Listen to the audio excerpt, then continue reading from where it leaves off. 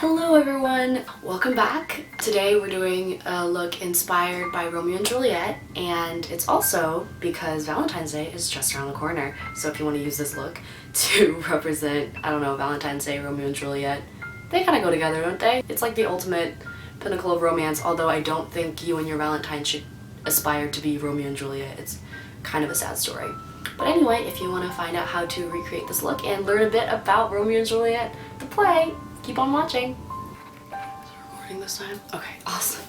We're starting right off with concealer to represent youth because Juliet is only 13 in the play, and I think that's pretty young. And Romeo is also, well, we don't get an age for Romeo, but we do know that he doesn't have stubble on his chin yet, so pretty young. The reason we're skipping foundation is because people who are 13 don't really need foundation, so just a little bit of concealer to kind of brighten up your face.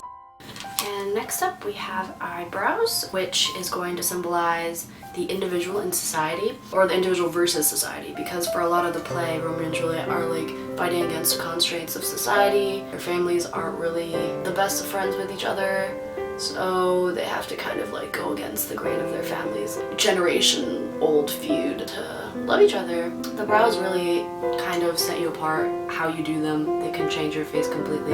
So fill in your brows, make it your own. Be an individual in society and fill in your brows.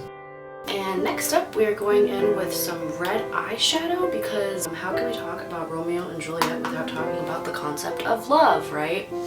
The entire play kind of hangs on this one big old concept of love. Oh my god. I might have been a bit overzealous, but following with the theme of the play, there are lots of different ways that love plays into this, and so the red eyeshadow is actually going to represent love at first sight, which is how Romeo and Juliet first meet. It's also going to kind of represent how love makes a person blind, because we're putting it on our eyelids.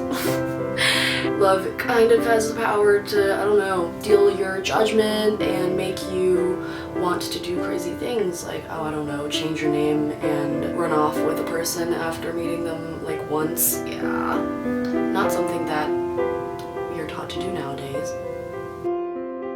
And then we're gonna go right into another facet of love, which is represented by this red liner that I got.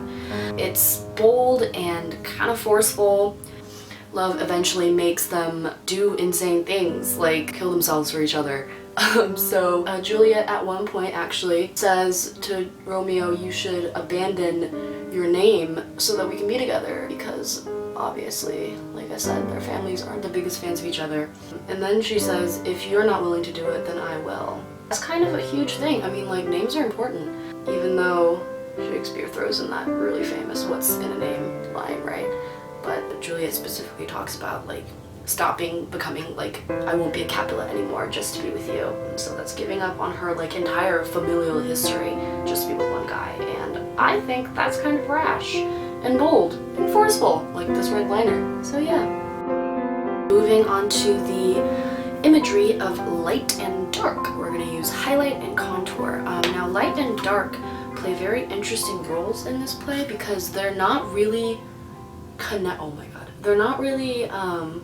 connected to specific concepts so much as they represent themes, or, you know, that doesn't really make any sense, but bear with me here.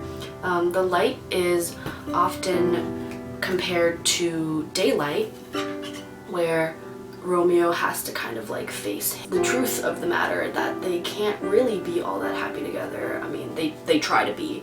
They like try to run away and stuff like that, and he runs away at the break of dawn. So light kind of represents that kind of like painful truth almost that they have to deal with, but dark, contour, represents nighttime and this kind of fantasy that Romeo and Juliet get to live while the moon is out and no one can see what they're doing at night. And I mean, that can be misconstrued, but for the sake of romance, we're gonna say that they get to pretend that everything is beautiful and awesome and that they're like a lovely couple at night, while in the daytime they kind of have to remember who they are and that they belong to families that hate each other. So yeah, that's the concept of light and dark. They correlate a lot to day and night, and you can blend that right out to make sure that, you know, there's not really like a specific, really harsh line between either of them, because just like day and night, they blend together really well.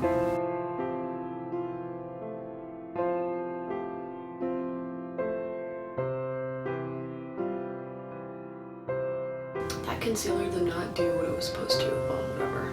Everyone's favorite theme of all time, which seems to come up in every single book ever, the concept of sex, which is once again represented by blush.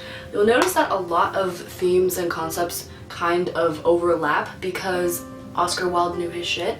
Everything in the world is about sex, except sex. Sex is about power. There's a ton of literature out there that includes sex, and I think it's really hard to actually write. I'm not going to continue with that sentence because that's going to be wrong, but there's very few books out there that don't touch at least upon the concept of sex because it's a very important concept. But in terms of Shakespeare, Shakespeare was like the grandfather of sex jokes. Everything is a sex joke. There's like the falling on your back, there's like all this stuff, like really like racy stuff that Shakespeare invented. And so apply a nice thick layer of blush to your cheeks because there's a lot to be blushing about in this play.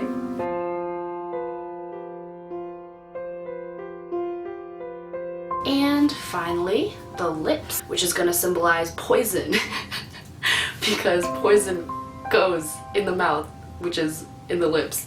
The reason I chose such a dark blood red, it's actually Cruella by Nars. So lots of death happening. It also symbolizes death because it's really hard to talk when putting on lipstick because it's kind of self-explanatory. Juliet poisons herself at the end of the play, and Romeo in turn, I think that's what happens. Is that what happens?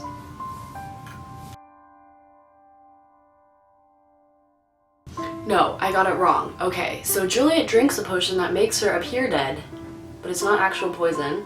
Romeo finds out, and then drinks the actual poison that kills him, and then Juliet wakes up, sees that her love is dead, and decides to kill herself with a dagger. So that's how the sequence of event goes. I'm so sorry, it's been a while. So apply a really thick, nice layer of this blood red lipstick to your lips to represent poison and death. Lovely concepts, aren't they?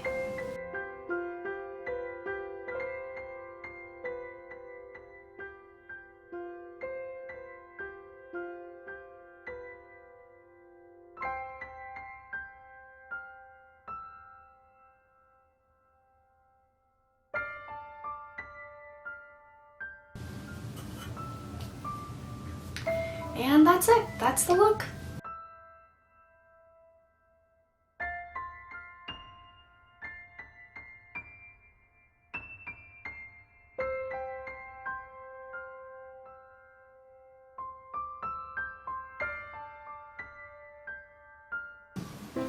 Hiya! As always, thank you guys for watching. I got some comments and critiques back from last time from like friends and family who watched who said that I should do a talk through because it feels more personal and it's like more interesting to watch, so I gave it a try. It's my first time and it's really hard to talk about intelligent like things while you're trying to put on eyeliner, and it's even worse when you're doing lipstick, so I'm sorry for all of the awkwardness and the ums and my general ineloquence. So I'm sorry about that. I hope it'll get better with time and more practice. As always, if you guys want to talk to me, have suggestions, comments, whatever, feel free to follow me on Twitter, Instagram, Tumblr. I'm always down to just chat with you guys, or leave a comment below and let me know what you think. Thank you guys once more for watching, and I'll see you guys next week.